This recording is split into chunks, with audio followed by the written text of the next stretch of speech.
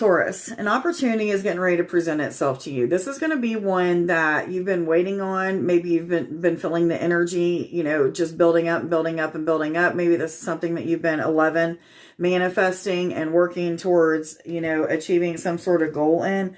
However, it's not coming as easily as you wish it would. And what I mean by this is there's some sort of fear, doubt, insecurity, something that you have in your mind that's telling you if you go towards this thing, whatever this opportunity is, that this, or that's going to happen. So what I feel with this is very strongly that the ego needs to get out of the way.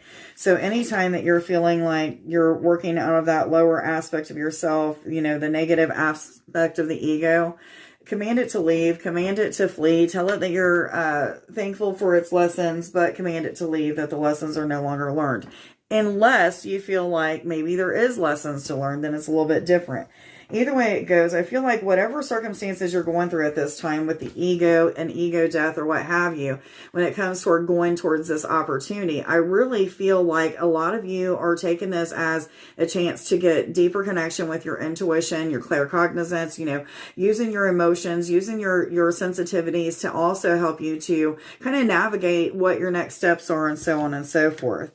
Now, we do have the Dark Lady, which tells me there's a lot of magic happening around you. This could be like supernatural experiences, things that have to do with like connection with the etherics, connection with the spiritual aspect of things, and so on and so forth, which reminds me of like telepathy and clairsentience, clairvoyance, all of those clairs that go along with a spiritual awakening, this is referring to. However, something's being kept in the dark. There's some sort of mystery that maybe you haven't yet quite figured out or what have you. And whatever this mystery is, okay, it has something to do with your evolving, with you ascending to some sort of new timeline or new cycle or something of that sort.